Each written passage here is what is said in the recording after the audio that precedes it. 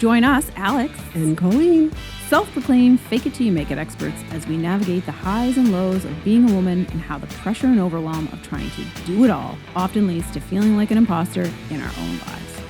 On today's episode, we're chatting with social media star and self-love advocate Alicia McCarvel about her experience with imposter syndrome, living authentically in the spotlight.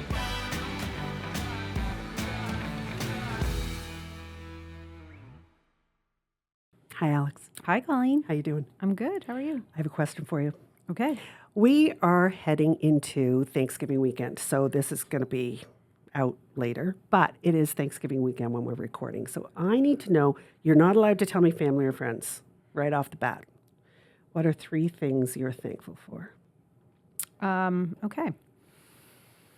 That's a tough one. Usually these are like very surface level questions. I'm not prepared. They can be surface level, though. You I don't am have to go deep. thankful for my health. Yes. I am thankful for my freedom. Yeah. And I am thankful for coffee. Coffee's good. Well, I'm in that vein. I would be thankful for tea, though. But yeah, coffee's good, eh? What are your 3 things then, if you're going to put me on the spot like that? I actually didn't think. You had time to I think actually about it. didn't think about it, ironically. But I am thankful for Penny, my cat. And considering I really didn't like cats up until Penny came into my life, that's strange. I'm thankful for. I'm thankful for technology. So as my children have traveled all over the place, the ability to stay in touch with them is wonderful. So I'm thankful for technology. What else am I thankful for?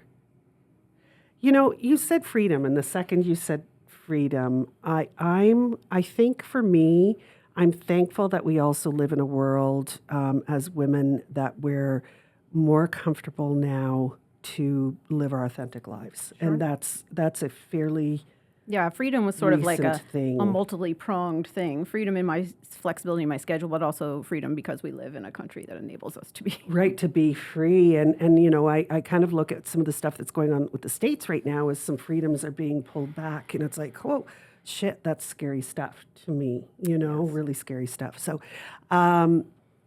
So on that vein, I guess, so we're always looking for a segue as we have these conversations. On that vein, I'm really thankful that we have women like Alicia McCarvel in our lives who live authentically, who say it, who put it out there, who walk the walk and talk the talk, girl. You got it. So welcome to the mic, Alicia McCarvel. Thank you for having me, and thank you for those kind words. We're so happy to have you. Tell us 3. Let's start with you. What are you thankful for? Ooh, I can't be family. No, we you know what? We're all 3 of us are very family people, like strong, deep into family and friendship. So take that off the table. 3 other things. I am very thankful for travel. I'm very thankful for my ability to be able to travel and see the world and visit the people I love. That was a sneaky way to put my people that I love in there.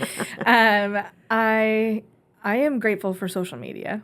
Have days where I am not, but honestly, in my lifetime, social media has changed my life in more ways than one, and I'm very grateful for that ability to be able to connect to people that I went to high school with, to my friends who live distance, to be able to keep up in their lives, I think is something that's really important to me. And so you have friends in there too. Yeah. See, look, I'm sneaky. You did it too. I did it too. Yeah. And I'm very grateful for. Oh, this one's a hard one. I'm very grateful for our fall here on the East Coast. I'm just grateful for the colors and the being able to layer my clothing and not feeling uncomfortable and too hot. I love to layer. I do, and I can't do it any other season. Right? Oh no, you, however, layer, Alex, all year round. Freezing constantly. She's always cold, and she'll come into, and I'm like, I'm so hot, and the air conditioning's going, and Alex is like loaded up. I'm like, I'm a furnace all the You're time. just waiting for menopause. Like, come on, hot flashes. It's so freezing. It's coming. Alicia, let's start. I mean, I personally believe that most people know who you are. I remember when I first started following you a number of years ago. It was my daughter who is in town. She's a local tattoo artist, and she lives quite authentically as well. And she discovered your page, and she'd been watching you for a while on TikTok, and she's like, "Mom, you've got to follow this girl. Like, you're gonna love her. You're gonna love her." And I remember when I started following you a number of years back, and you wowed me, like you really did. I've been inspired by you ever since. But tell us, how did you get into this? And because I think everybody knows about you, but I'm sure not all of our listeners do. So tell us a little bit about you. Yeah, it's been a wild ride, honestly. I originally was working for a fitness company for a long period of time, and I honestly anticipated that being my career. I anticipated working with this company for as long as I could, and I lost that job. The fitness facility that I worked at folded and turned into a different brand, and I was kind of just lost a little bit. I didn't want to rush into anything because I had spent my life kind of doing everything that I thought I needed to do. And then there I was about to turn 30 with absolutely nothing. I didn't have a great savings. There was no severance given by the company. I was very, very lost. And like the last thing I wanted to do was just get a job to have a job at that point. Like I had been working since I was probably 12 years old in some capacity.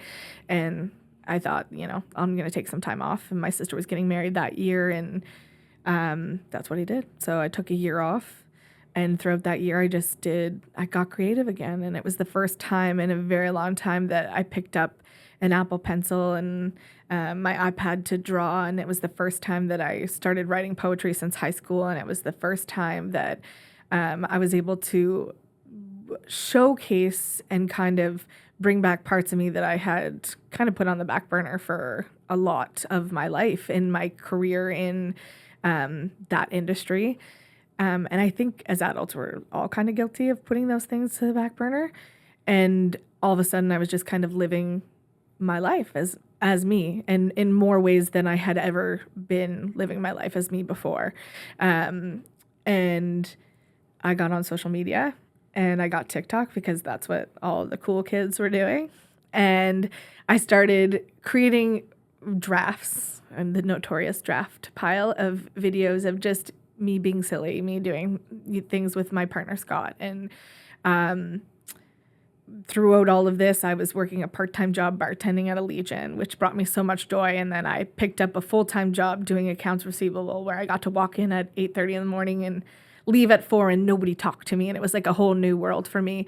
And one day I posted a video, and it was a trending sound that was my boyfriend's 10 times hotter than me check. And I was going through these videos, watching these couples posting these videos of each other.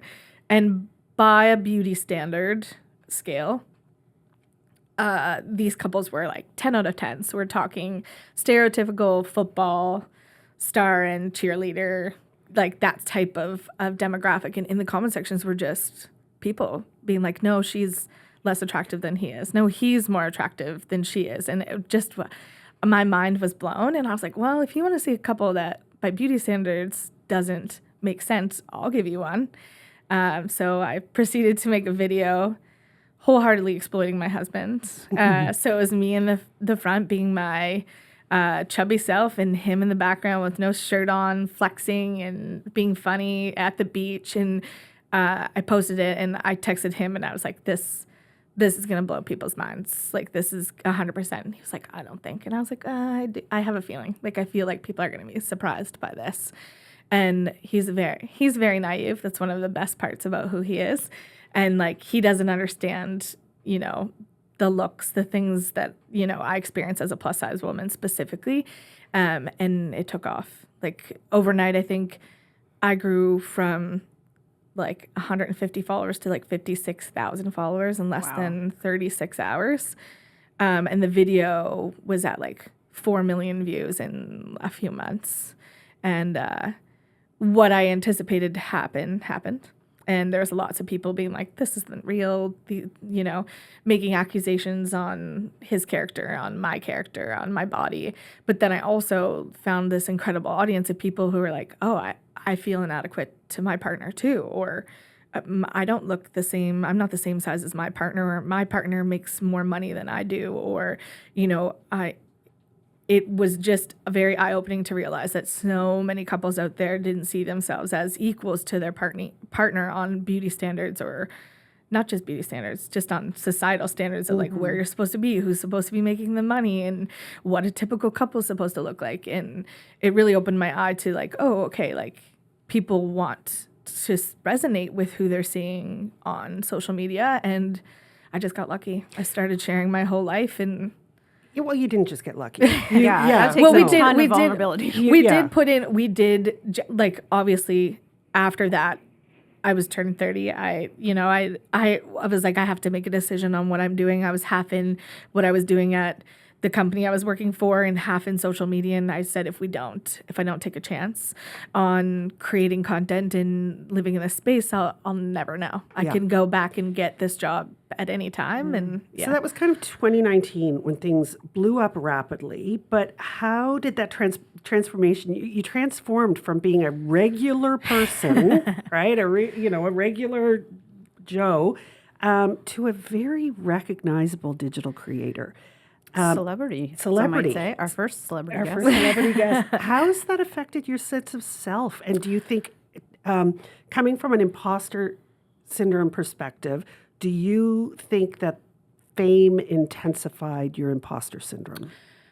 I very much so. I think it's a very natural process when it comes to anything that happens drastically, whether it's a rise in career or a change in lifestyle, or you become a parent or whatever it is. I think the imposter syndrome thrives in that speed, so I think for me, what saved me very much in this scenario is that from the get-go, one of Scott and I's pillars were authenticity, and I never wanted to veer from being who I was, because I never wanted to have to maintain a facade, and I didn't want to have to be anybody else other than myself, because it's hard enough to do that, let alone have to double check how I look in photos, let alone have to put on a full face of makeup every time I leave the house, let alone not showing or being transparent with my bad days. So I think for me, being authentic from the get-go is what helped me a little bit with the imposter syndrome, in a sense that, I mean, I only know me. I am me. So, and nobody else can be more educated or aware of who I am. Where the imposter syndrome got me the most was realizing that little old me and all of the things that I've gone through and all of the things that I was sharing was actually impacting people. That was where the imposter syndrome truly got me, because, I mean, I think that we have this guided view on what education looks like and in order to be considered an expert in a topic or to be considered knowledgeable in a topic, what is your degree? Where did you get this education? And I think we underestimate how educational experience truly is. And that's been a big eye-opener for me to realize that my experience is education, which is knowledge, which is something that I can transfer on to people, and it doesn't have to be written on a piece of paper or stuck on my wall. Like, it can come from who I am, but that's definitely where it got me, was realizing, okay, these videos that I'm doing are having an impact, and this is a tangible way to make money. And,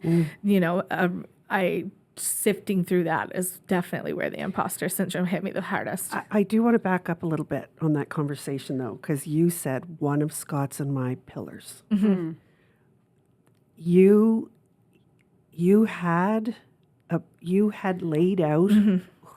We had laid out pillars on our content so that we would never veer from those, which would allow us to not necessarily pigeonhole ourselves into one specific style of content, but would also not allow us to go too broad or to do things that would alienate our audience and the people who are looking to follow us. So authenticity, my struggles with movement, my relationship with my husband, comedy, and self-love. And those were the 5 pillars that we stuck to and I think we've done a pretty good job of keeping to. And then that kind of allowed us to filter everything through that. So once you start making money on social media and brands start coming to you saying, we want you to talk about this product or we want you to try this, it was very clear and cut that we could sit to say, okay, does this fall into the comedy pillar? Does this fall into the self-love pillar? Is this authentic? And it allowed us to kind of check boxes while still maintaining that like consistency in our content and the things that we wanted to make sure we're reigning true in all of the things that we were sharing. So I think that was one of the best things. We did that laying in bed one day. That was just like a random, like, okay, well, what do we want to share? And again, I learned so much working for a company. I managed people. I knew what people were looking for. I understood how to build relationships, and I knew that having those like pillars were going to keep us on track through everything. And still to this day, if we're presented with a trip or an option to work with a brand or a company, or we will be like, okay, what pillars? Yeah. And go from there. I like that. Smart. You've really built this huge platform on self-love and positivity, and it's inspiring millions. I mean, what you've across the 2 platforms, you're running at about 7 million now, more. Like, it's incredible. Crazy. Like, Thank it's you. unreal. Looking to relax and rejuvenate? Treat yourself at Bello Day Spa. Located in the heart of Bedford West, from luxurious facials and brow services to soothing massages, waxing, and perfect manis, pedis, their team has you covered. Bello Day Spa isn't just a place for pampering. Their friendly staff will help you find the perfect skincare products from their wide selection of premium lines. Ready to refresh your routine? Book your appointment today and discover why Bello Day Spa is your neighborhood go-to spot for relaxation and self-care. Bello Day Spa, your local relaxation retreat. So many creators do experience imposter syndrome. However, when it hits you, how do you work through it? It takes you out, eh? Like, how do you wander your way through it, weave your way through it? At the beginning, it was very much fake it till you make it. Like I was being given opportunities that I couldn't say no to because I knew how important they were and I knew how important it was for me to be in that space. However, imposter syndrome and like my journey with being in the limelight and having people watch me is not very different than my journey with my body, in a sense that I had to fake it and make it. Fake it till I made it in my body, in my clothing. I had to feel like I needed or I deserved to take up space in my fat body in spaces where I didn't think I belonged for so long. So it definitely correlated a lot to things that I had already experienced in my body and I had already been trying to overcome. That, yeah, it can take you out though. Like it can put you, I most definitely said no to things that I should have said yes to. Have you stepped aside from opportunities? 100%. Yeah. Like, I mean, and especially speaking, I mean, even podcasts, I don't do a ton of them. And that's a goal for me for going into 2025 is to speak more, because when I say it in my stories, it's gone in 24 hours. When I take I make a reel, I can re-listen to everything that I say. I can gauge the reaction. When it comes to speaking in groups of, like in front of people, when it comes to podcasts, there's this vulnerability and this imposter syndrome that most definitely steps in to be like, someone knows more about this than you. You're incredibly good at it though. Like I've seen you speak now at a few events and keynote, even at 2 events I attended, you were the keynote, and you are very, very good at it. And I think that is a very good testament to the fact that you can be really good at something and still still struggle with that imposter syndrome, because I've always been a good talker. Look at every report card I've ever gotten. Talking has never been a weakness of mine, but it comes along. It's so intertwined in like how we feel other people judge us, how valid we think our experiences are.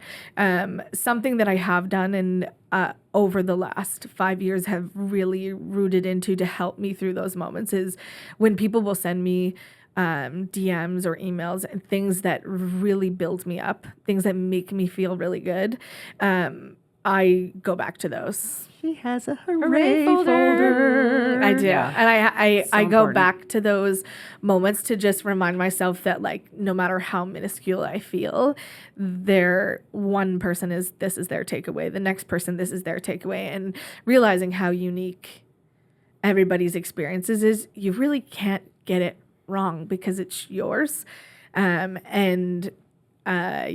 definitely go back to those comments, those messages of support are what helped me in those moments to kind of build me up to even walk out on stage, to even, get into those spaces. So I'm very grateful for that, but it took me 5 years to we build that. We talk about creating hooray folder and Yeah, you got to lean on your wins. Yeah. Yeah. I think as women too, specifically, we have been told to be quiet about our wins and about our successes, and I'm not for that. But it's still hard. Like it's still challenging to say, look what I've done, because there are still lots of people that don't want to hear about it and do think that but again, it goes back to my body, and it goes back to my experiences with that of walking into rooms and saying, here I am and I deserve to be here. And it's not different, but it's, more challenging. I find people think you're bragging, you're full of yourself, or what that's did you the say? messaging,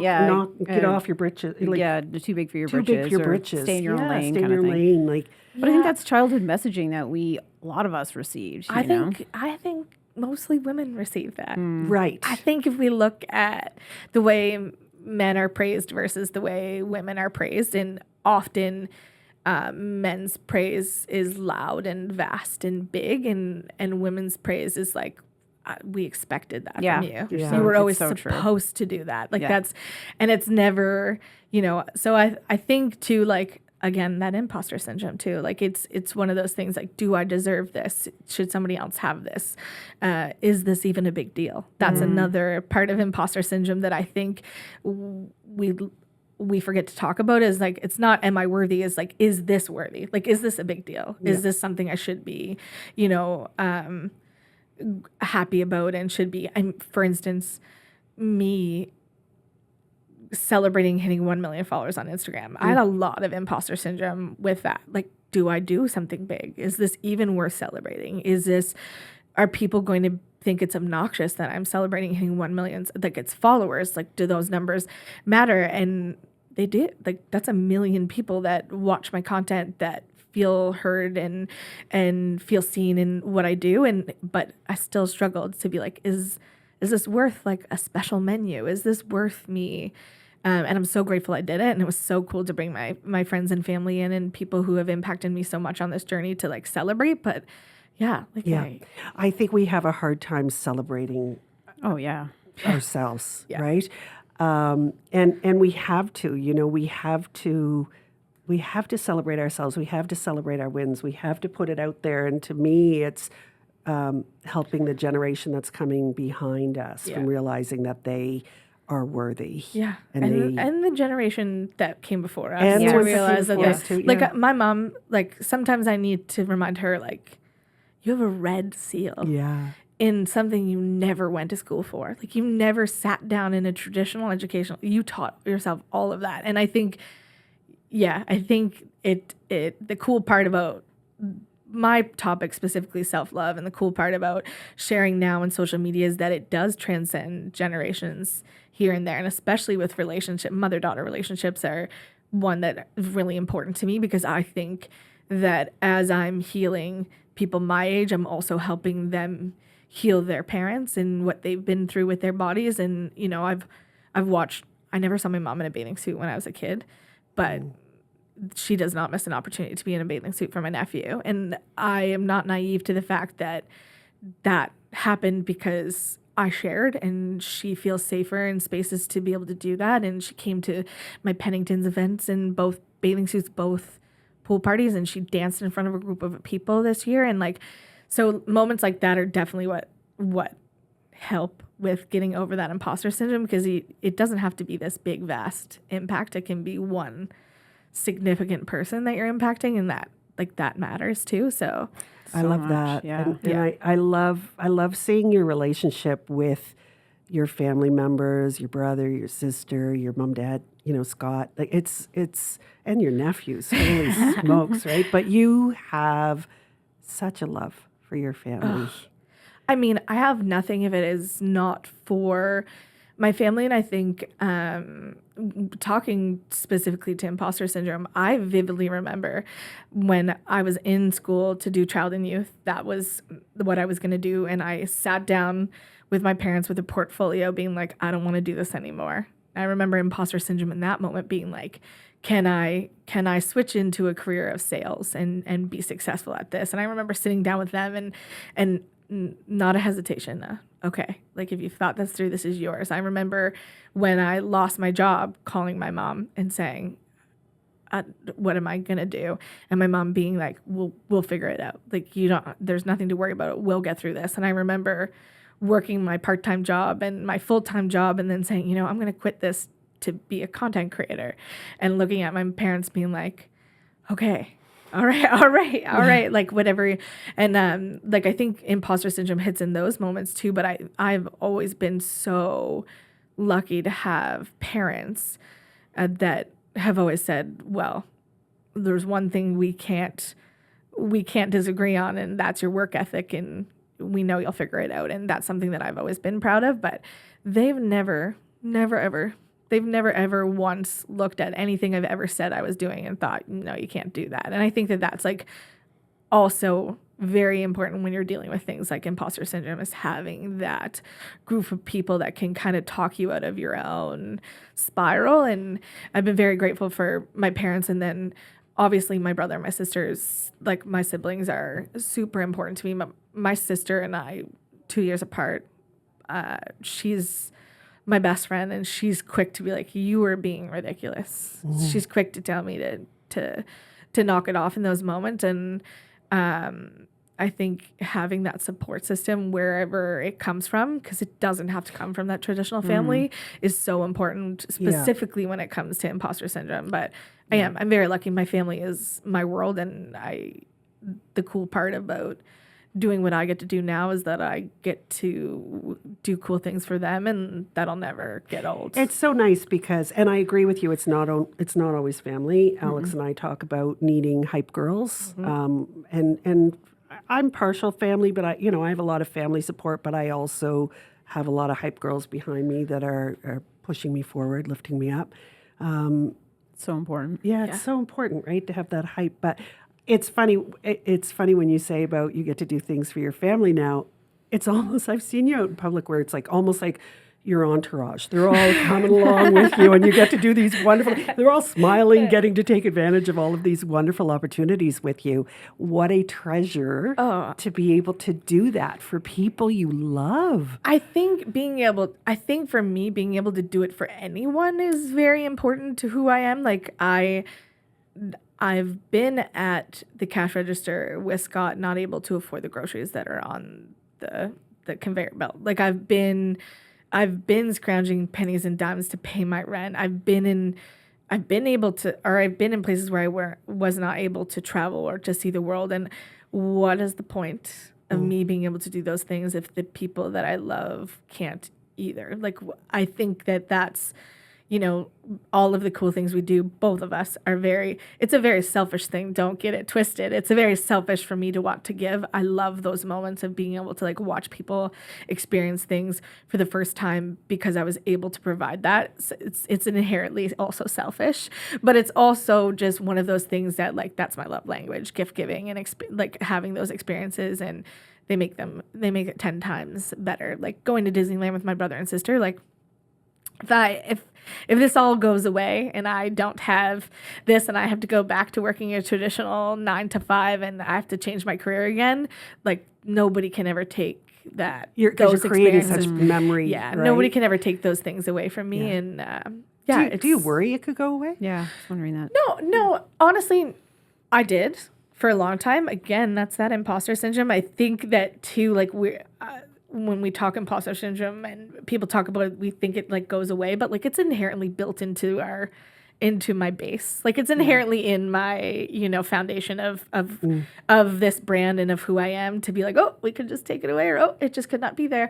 I don't think social media is going anywhere. I think that how I do my job can change. Like I think that that's something that I have to think about on a regular basis in terms of adapting and how I put out my content and growing with my audience, but not alienating them and finding those ways. But I don't think that I don't think the story of sharing yourself authentically will ever get old, because I don't think that the world's moved past still judging a book by its cover. Or I think we have. I think my demise will essentially come from the world moving in a better place, and who can really be angry? No, that would not be wonderful. Who can really be angry at that? But I do see it. I see more people wanting to share, and I see more people wanting to grow. But I think there's a place, again, the beauty in sharing your story is that your story is your own and nobody else is an expert in it.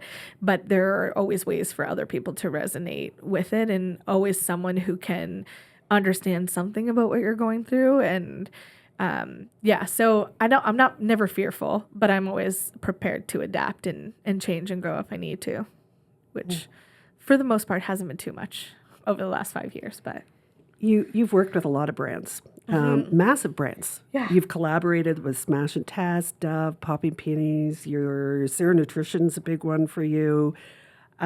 Despite all of the success, there's got to be moments during some of these collaborations that you're sitting back going, holy shit. Yeah. I mean, how am I being trusted with this brand? Yeah. There's got to be. It's the highest compliment for sure when a brand comes to you and says, we want you to talk about this product. But I think for me, honestly, my biggest holy crap moment comes from my audience trusting me to purchase it and add it into their lifestyle, honestly, because I don't take that for granted. And I always joke about this, but we grew up in an age where Jennifer Aniston was going in commercials for over-the-counter box dye hair, and I'm like, you're not getting your hair box dyed. But we didn't, not necessarily believed it, but that's because we wanted those people talking about these products, and we never really expected the honest authenticity. And correct me if I'm wrong, Jennifer, if you hear this and you did use those box dyes, I will rescind this. However, I think that that's just one example of what we grew up when it came to products and people. We didn't ask questions. We didn't really ask for authenticity from people who were in the limelight. We wanted to see the bougie lifestyle. We wanted to see, the perfect thing. And I think for me, the fact that I can be very imperfect, but also able to be trusted is something that's very important to me. Yeah, I think advertising was always kind of believed to be smoke and mirrors forever. Yes. It was just sort of a given. It's what we did. But I think the the rise of influencers really changed that to a certain extent. I think there was a rise of influencers who didn't change it. Yes, I was going to go into that. Yeah. I think there was a rise of influencers who didn't change it that we combat on a regular basis. Is this real, or is this really good? And I think there are still content creators and people out there who don't necessarily create authentic content. However, I'm not to judge, because I think there are people who are working jobs that they're not authentic to and are doing we're just in the content creation world, we're in the spotlight, so it's a little bit different. But I think for me, my word and my character are so important to me. And the best piece of advice that I ever got from anybody in this space when I started was from Sarah Landry, from the Birds Papaya. And she said, before I quit my full-time job that I was working, that I was half in, half out, she said, make your salary in content creation before you quit, bank it, and then put yourself in a position to never have to say yes to anything that doesn't align with your values. And that was a big eye-opener for me, because I wanted so bad to do content creation, but she knew that there would be brands and that there would be people that would try to prey on that, and that I could possibly have put myself in a position financially where I'd have to say yes to something that either then or down the road could put me in a position to not be authentic, to not relate to my audience, to not be truthful and honest. And that's what I did. I made my salary before I left, and then I never had to say yes to anything that didn't align with my values. And that was one of the best pieces of feedback that I ever got for content creation. And I find too, like when it comes to imposter syndrome specifically, when you're only working with brands and people that align with your values, I find the imposter syndrome doesn't find its way in as much, especially when you have time to make that decision, to be, cognitive of those choices. Where imposter syndrome flies its way in for me is when I'm on a set or I'm on a shoot or I'm doing something that feels wildly Beyonce of me. And those are the moments I think the imposter syndrome, like when you've got someone for hair and makeup and someone's like prepping your clothing and ironing it and sewing it, and like you're like, why do I deserve this? Those are the moments where the imposter syndrome like definitely like flies in when it comes to that. But I think my audience trusting me is 100% where I feel the most gratitude. The brands are obviously incredible, and I don't want to overshine that. Working with Meta last year was very cool, and their company was incredible, and like it's a big brand to have see you and value your work. But again, I always believed I could create quality content, but my ability to create those relationships and that trust with my audience is something that I've worked even harder for. So I think that that's been something that's always been important and will always be important. For sure. What I do love about your brand relationships, though, is they're comfortable with letting you shine your personality. Yeah. I think that's valuable for any brand. And I think a lot of brands have moved in that direction and are starting to move into that direction. But that's also, I don't do scripts. It's always been a thing that's been a part of my contracts. I won't say what you want me to say. I'll say, give me your points and tell me what you want to get across, but I won't read from a piece of paper unless it's like something that's like more of like I've worked for like non-for-profit foundations and those types of things where you do have to keep it pretty legality-wise, word for word in certain things.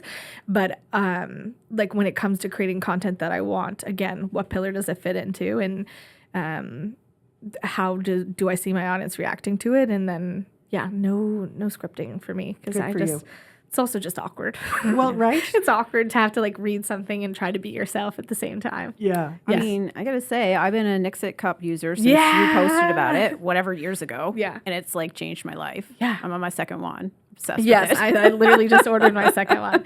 Yeah, you know what? And that's also cool too, because like, again, if I hadn't used it, if it wasn't such a unique experience to me, if it hadn't, like their ability to let me be silly and make funny videos, but also be honest about the fact that we're dealing with a menstrual cup and it's, messy and it's new and it's terrifying, and joking about having my husband waiting with a pair of tongs to take it out if I couldn't reach it. When I first got it was when you first were trying it, and you were doing like live Q&As for a whole weekend on it or something. And I had tried a Diva Cup before with like horrible results. Yeah. So when you were answering all the questions, I was like, okay, this sounds different. And honestly, I have not looked back. It's changed my life too. Yeah, So, and I think too, people feel that and know that, and not everything that I share will be for everybody. Like, I can't, and I think that the people are starting to understand that. Like, I think we're very much, well, if you say it works, then it has to work. But it's like, well, no, that doesn't mean it works for everybody, but there is a specific person.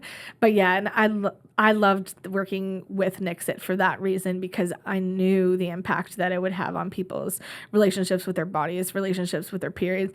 And when a brand aligns so well like that, it's hard for it to not do well, which I think is the power in brands allowing you to be authentic and move in and share and be a part of that. And I'm very lucky that almost every brand I've worked with is really wonderful at saying, well, what do you think?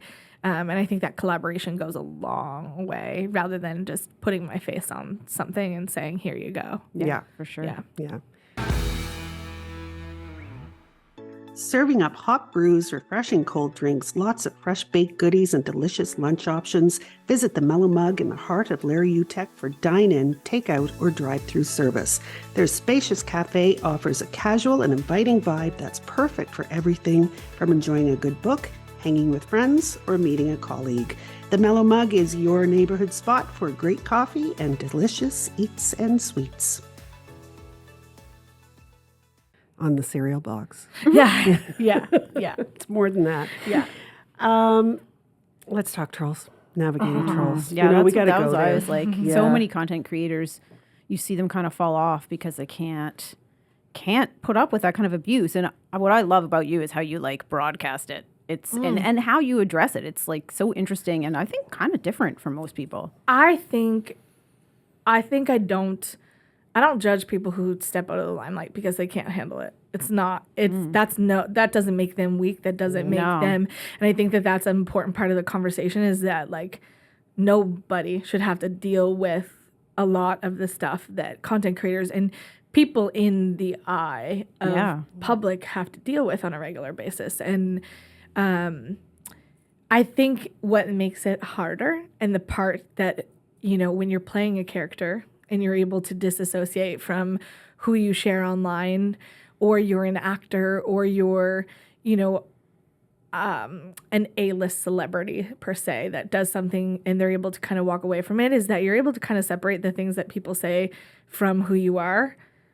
What is my greatest strength is my authenticity, which is also the worst part about having people talk about you on the internet or having people share their thoughts and their opinions or having people bully you, is because they're talking about me. They're not talking about a character. They're not, they're questioning my character. They're questioning who I am. And I'm a recovering people pleaser.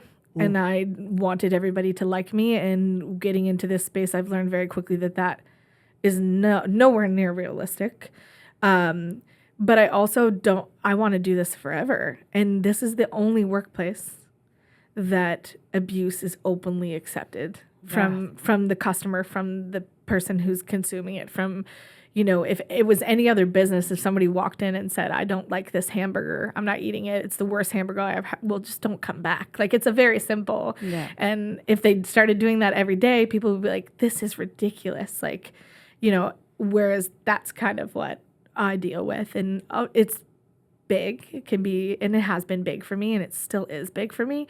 But yeah, I think addressing it and having those conversations does two things. One, it allows people to know that I don't tolerate it, but two, it empowers other people to stick up for themselves, whether it's in an online space or a relationship or a coworker or a family member or whatever it is. I feel like watching me say, no, I'm worthy. No, you can't say that here. No, you can't talk about me that way, allows other people to do the same. And yeah, I get it from both sides. I get people being like, oh, you shouldn't share that. But for the most part, I think people feel empowered with it. And again, I think it's just moving in a new direction. We've always been, I mean, what were we told as kids? Oh, if he makes fun of you, he likes you. Or if, you know, we don't talk about it, I'm tired of suffering in silence. I'm tired. And you have been very vocal about, so one thing is you don't put up with it, and you'll share the post or say, look what this guy's saying to me, or look what this person's saying to me. But you also don't shy away from talking about how it affects your mental health, which I love because it's so important to let people know that, yes, I'm putting it out there forward, and I'm saying, don't treat me like that. But it still sucks. But it still sucks. Yeah. And I think, like most recently, I shared about like the mass bullying that I've been experiencing, and I've been holding that. It's been 4 years of allowing that to grow and build and not telling people about it, and I still haven't shared the wildly inappropriate and wildly ridiculous things that they do and continue to do, and sharing that, having that little mentee be on my live story and needing that moment to like break down and be honest and share was again me relearning again. For like I always talk about my power is sharing, and then here I was not sharing, and then I shared and it felt better, and it still feels better, and now it can kind of be a, well, guess what's happening to me, or let's, I didn't want to do it alone anymore. And I didn't want my husband carrying the burden of that. I didn't want my family carrying the burden of that alone, and not being able to talk to other people too, because I'm naive if I think it just impacts me. I know how I feel when I see those things. I know how my husband feels when he sees those things. I know how my mom feels when she Right. sees those things, when she watches me go through that stuff. So sharing definitely gave me back a lot of the power. And I mean, legally, I have a lot of power now that I didn't have. And I know a lot more now than I knew before I shared. And that makes me very grateful. The internet is not an anonymous space, and it never has been and never will be. So I am very grateful for that. But I think that there's always going to be power in sharing, which is what I've built my brand on. But especially when it comes to our mental health, because that's a whole other topic that, again, so many people suffering in silence, the happiest people. And we expected that. A same thing going back to that authenticity from commercials. Like, we expected celebrities to only show us the good. We expected them. And then when they had bad, we highlighted it, we tabloided it, we embarrassed them for it. Like we and now we're looking back on those moments and being like, oh shit. Yeah. Maybe we should have offered support. Maybe we shouldn't have talked about this as much as we did. I mean, look at some of the child actors, look at some of the celebrities that we idolized as kids and how we react, and I'm guilty of it, how we reacted to them going through mental health emergencies in the public eye. And I think that the more we share about it, the more we realize that that's a serious thing. And I think we weren't sharing it and we didn't see it, that when it did happen, we were like, oh, this is bad. Yeah. This is, we shouldn't be watching this, or we're going to talk about it. Whereas I think now when I'm having a bad day and I cry, I think that gives more people permission to be like, oh, okay. Like, this isn't an explosive event. This isn't like an awful thing. Everybody experiences this. But yeah, I think it's growing. I think it is changing, like, in terms of what people feel like they can share. But mental health is as where I think we're lacking in our country in terms of support, and for us provincially, and just in terms of resources. So if I can share and that makes other people feel more comfortable to share, even just putting it out there and hitting send is a wildly freeing thing to be able to do. I think we even find this with this podcast is just putting a voice on imposter syndrome, normalizing emotions and normalizing feelings, because a lot of us grew up hiding and feeling shame for a lot of that stuff. So I think you made a really good point about educating the generation before us, because I think a lot about the generation after us, and I think a lot about like how I'm parenting my son and the messaging that I want to give to him. But that's a really good point about the generation before us. I think that the coolest thing that has, and when it comes to relationships, is running into a mother and daughter, and a mother and daughter being like, we both consume your content, because that makes me feel good, because you both should be consuming my content. Yeah. You both should be having this conversation, because any trauma that someone my age is experiencing likely had a play from the generation before. Yeah. And I say that lightly because I don't want to terrorize anybody specifically. And it comes from a place of not knowing and not understanding. Do I think that my mom always wanted the best for me? 110%. Do I think that sometimes it was misguided in how she talked about her own body or her own things, or not putting on a bathing suit? 100%. But I'm able to change that now, not only for myself, but for other people. And watching people show up as themselves is such a cool thing. Like, to be in spaces and have someone say, I'm only wearing this dress because you talked about this, is like, that's wild. That'll never get old. That'll always be the coolest thing in the entire world. And watching a mom and a daughter navigate hard conversations with my humorous content is a cool way to help break that ice and help both people, because we do talk about the generation after us, but like, the generation before us deserves to be living freely and authentically and showing up too. And I think it's a cool way to get to transcend those generations. 100%. You're Megan brought me your site. Megan brought me to your TikTok, and we've used it to open a lot of conversations. We've got a pretty good communication, but there's lots of times she would have said, did you see what Alicia posted this week? Or did you? And you did. That is exactly what you did, my friend. Happy. You have opened up conversations for mothers and daughters. Yeah. to Wow, just talk. that's just fascinating. I mean, it's hard. I think about my relationship with my mom. She's one of my best friends, but telling her that she needs to wear a bathing suit or telling her she needs to be less hard on herself is such a hard thing to be like, no, you put on the bathing suit, don't be ridiculous.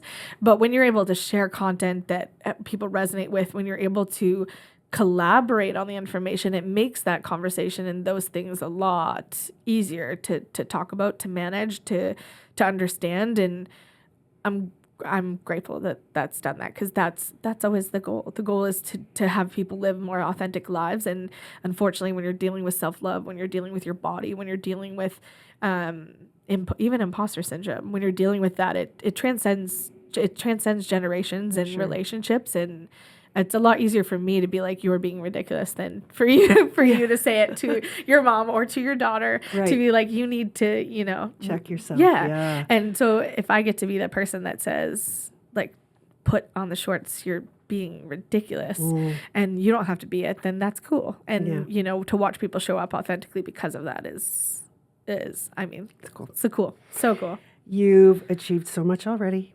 What are your goals and aspirations that you have moving forward, and how do you think you're going to keep imposter syndrome at bay as you continue to grow?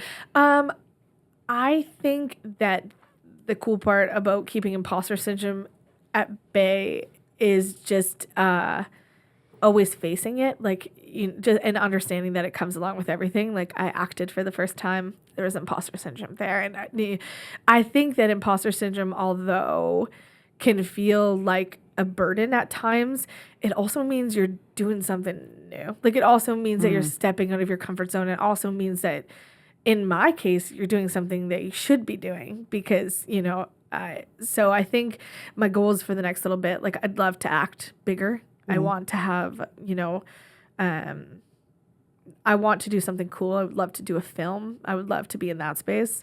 I would love to write my own book, and I would love to write music, so songs and lyrics. And so I think for me, a lot of my goals over the next little bit is creativity, but I'm prepared for imposter syndrome to come.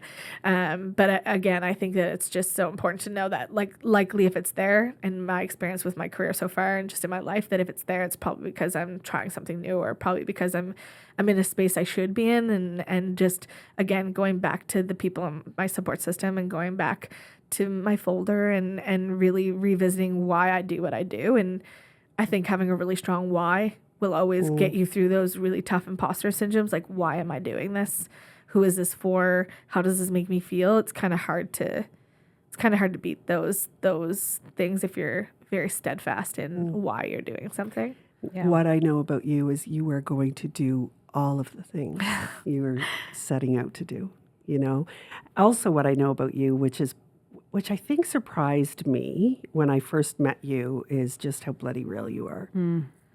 Yeah, it's so true. I see you real on the internet. You're very real, but when you meet you in person, I like to be better in person. You're better. You are better, though. I think I was scared of that. I don't know if that's a form of imposter syndrome, but I was terrified of disappointing people.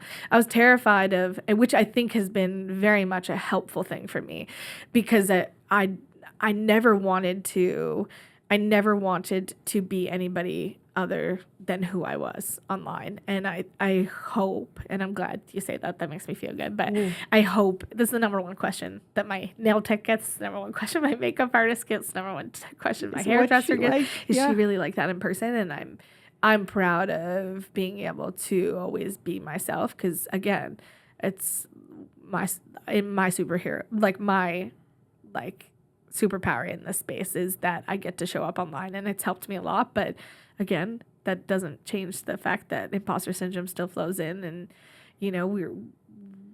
we're tiny little specks on a really big world full of lots of really cool people. And but yeah, I love being who I am, and it took me a long time to get there. So, like, the idea of trying to be anybody else unless it's in an acting setting, unless sure. it's, You're playing unless a character. in those characters. Yeah. And I think that that's why I want to go down that road, because I would like to have those moments of being able to separate who I am from the character that I play or the thing that I'm doing.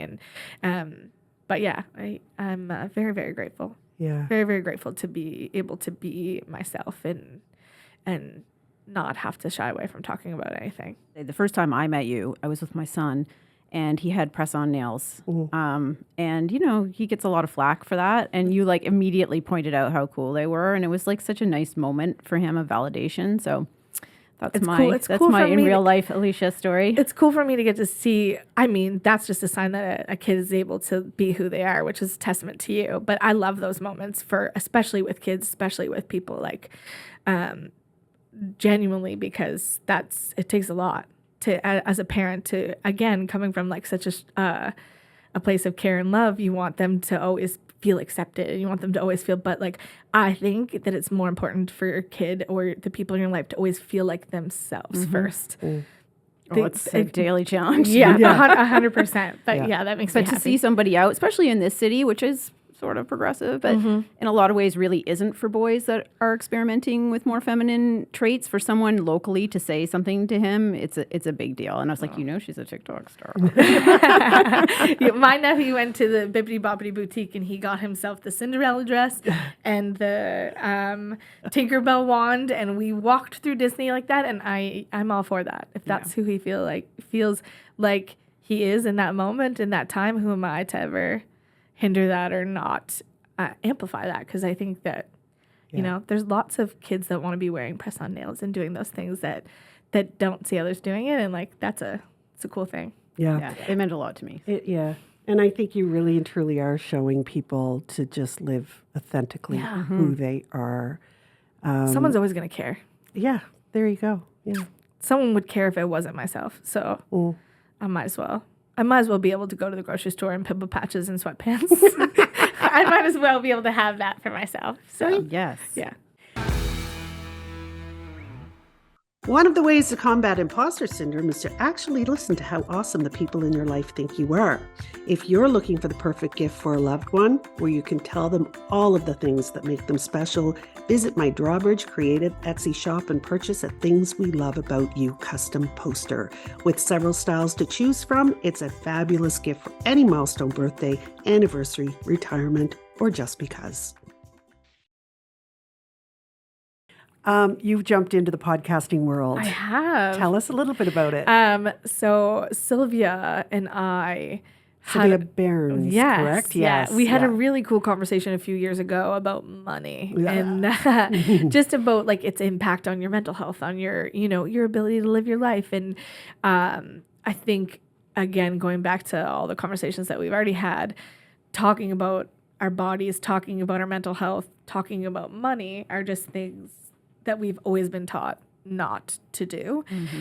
So that's kind of where we leaned into when it came to your 2 cents, was let's talk about the things that make people a little bit uncomfortable. Let's talk about the money issues that aren't being talked about now. And we have our new season coming out, and it's filmed this time, so it's really cool to be able to see our faces and not just hear our voices. And we talked to, you guys talked to Alicia about van life, and we got to talk to her and her partner and have the tough conversations of what did that conversation look like, to downsizing, to, you know, and we got to talk to some like wedding goers, some wedding photographers, wedding planners, a future bride, about like the tough conversations that come along with having bridesmaids, about being in a wedding, about planning your wedding. And it's been a lot of fun, but again, just heightened that conversation around money that I think we're all very fearful to have, especially as women. Yeah, 100%. And I think too, like that's why it's important for me to be able to share my money and the things that I get now because of what I have with people that I love, because I know how tough those situations can be. Like my sister, for instance, was literally having to choose between having another child or not, because it's just not fun. And she's one of the best moms in this planet, and her having to like sit there and think, can I even afford to have a kid? And she's a teacher, and her husband is a Red Seal certified electrician, and they've just done everything right, by the book. I shouldn't say there's a right way to do it, but what we were sold as kids of that white picket fence, those 2 paying jobs, and they struggled so much. So getting to be able to help them was super important to me, and again was a conversation that people weren't having. Like, there are parents out there that are choosing not to have children and because they can't afford it, and there are parents that have children that can't afford it and are struggling, and there are students that are eating next to nothing while trying to get an education, and like money, the more, again, like anything in this world, which I think is very evident in the way that things have moved, is that if we talk about it, it gets easier, and that's kind of the concept with the money conversation. There's so much shame and embarrassment and uncomfortable awkwardness around money. Yeah. It's very important for you, I think, to be having those conversations any more than we're having conversations that are. There's so much imposter syndrome will fall into the route of money too as well. Absolutely. You start making it, and all of a sudden, it's you think I don't deserve it, terrifying. and then you're not making it, and you're thinking everybody thinks I'm doing so well, but look at me, I'm a wreck. Like Right. It can be super challenging, and I think it's so nuanced, but it is not something that we talk about. Even when I was struggling, I wouldn't dare ask for help. I could have, but I wouldn't dare do it. And again, looking back, I probably could have, and I probably should have, in certain instances, said I need help, or I need support, or I need, we're afraid to pick up we're afraid to pick up the phone and call our own institutions who have our money, who are making money off of our money, because we're afraid of that conversation and what that looks like. And so I think it's been really cool to navigate money and watch people, open up conversations with their partners on living their dreams and trying new things, but also like what debt looks like and how to navigate that and not be so afraid of it. So it's been really, really cool. So I'm excited for season 2 with me and Sylvia to come out. And I think that the release date for that is November 14th. Okay. Yeah. I'm pretty sure that's the hopefully awesome. We'll watch out. There's so much confidence tied into financial literacy, so I think that's a really important conversation to have. And it's just cool. It's cool to hear everybody's views on money and where you should share it. Like the wedding episode is probably one of my favorite, because it was like very much like, well, this is what I believe, and this is how I saw my bridesmaid, and you're just understanding that like money is personal and it's very intimate, but it's doesn't need to be scary, and there's ways to navigate it, and still have support, and understand it in a way that isn't like terrifying. So I'm excited for that. I feel like we've gone through this conversation here, we've gone through this episode, and we've yet to give Scott his dues. Oh my God, he's gonna be so happy that you said that, right? Because he is, he's the other half of the TikTok that made things go. I don't have nothing if I didn't exploit him. So no, you know what? He is my best friend. We were friends before we were ever partners, and we have a cool, disgustingly Hallmark love story of high school sweethearts, and but like first and foremost, like we have comedy and humor, and that's what our relationship is built on, and it's something that gets me through my toughest days, and he is my number one fan. And the laughter is ridiculous. What you two do to each other, the dynamic. The day you fell up the stairs and he just there's just one thing after the next that you two are doing to each other, and then you grab the phone and record. Yeah, we've learned that, especially through COVID, and people were just looking for that release. They were looking for a space to come, to laugh, to feel seen, to break away from what they were going through. And I think everybody is just looking for that aside from COVID. I think it was just heightened. And then we were stuck together, and I was like, oh, wow, I do really like you. We've been together for a very long time, but like I do. And I don't think that was the case for every couple coming out of COVID. No. I think we spent a lot of time together. So, but yeah, will forever be grateful for him, because he has done a lot of stepping out of his comfort zone for me to shine in mine. And like I said that about him, like the second year we were doing this, is that having a partner that's willing to be uncomfortable for you to be at your most comfortable is just a really, really cool thing to have. And I'm grateful every day for his ability to overcome his own. He's a little more introverted, syndrome. Isn't he? He is. He's extremely introverted. And I don't know if he's introverted or if he's introverted in the sense that he doesn't want to be around tons of people all the time. But he is very outgoing and extroverted when he's with the right people, when he's with his people. Yeah. And I think that that's really cool. And I think too, like he the internet already knows this, but he finally got his teeth done, and that has been a space of uncomfort for him, and it's been exciting to watch him live authentically, because I don't think I realized for literally 18 years how inauthentically he was living in certain moments, and how uncomfortable he was in certain spaces because he couldn't laugh fully, he couldn't talk fully, he couldn't, I apologized to him, and it was a very emotional conversation because I've called him one-liner Len for a very long time, because he'll just sit and he'll absorb what people are saying, and then he'll choose to speak in a moment and say something funny, which everybody remembers. And I'm the person who likes to like work a crowd. I like to be the center of attention, and then he'll swoop in and say one thing, and that's all they'll remember. And I'm like, you just undid all of my hard work.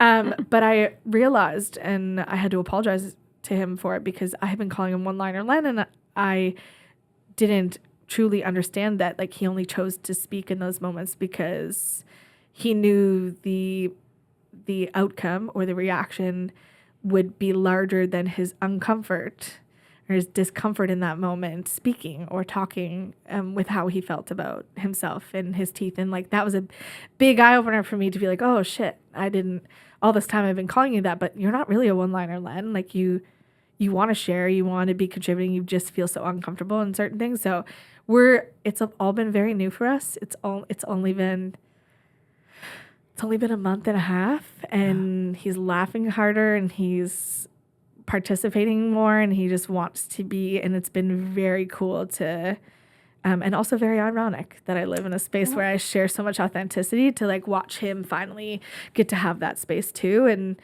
he's also dealing with that imposter syndrome too. I think now of like, I don't think he realizes how much harder he laughs and how much, I'm like, I thought it was funny before, but I'm like really funny. And so it's been a big learning curve for us over the last little bit. Like lots of moments of like checking in to be like, how are you doing? How are you feeling?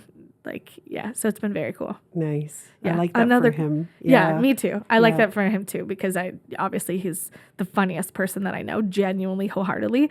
But yeah, learning to answer that question, like, is he an introvert or is he just always felt, I definitely think he'd prefer not to be around lots of people. So I definitely think he's an introvert, but I think he's less introverted than I made him out to be, or he made himself out to be for a very long time. So I'm excited to watch as the next part of our journey continues on, as he gets to be more authentically himself because of that. So it's very, very cool. That's awesome. Yeah, it is awesome. Your journey's been beautiful. It's been fun to watch. It's fun to be an outsider. It's also fun to be a little bit of an on insider. the insider, a little bit of knowing what's going on with your life. But you truly are making a difference in the world. you. And for millions of people. This conversation makes a difference for people too. And I think I don't see it done, and I think that's really cool for something to commend you guys on, because I think it's something that we don't talk about, and I think it's something that holds a lot of people back, is that imposter syndrome, or makes us not take risks that we should be taking. And I think it's cool to have this conversation, and Thanks for coming. We do have speed round. Okay, We're let's do it. Oh my pound God. some questions at you. Alex will ask you questions, about 5 of them, and Oh God, see how you do. I'm not speedy. You don't have to be. don't We have to say be. speed round. We literally hold 0 people accountable. Oh, to the okay, speed. okay. I'll try to be fast. Okay. What's the best gift you've ever received? my nephews. If you could live in any city, where would it be? Here, forever, always. You'll never catch me living anywhere for any extra extended period of time than here. What would be your second city? That was a supplement. I went off script. Nova Scotia will be forever my forever home.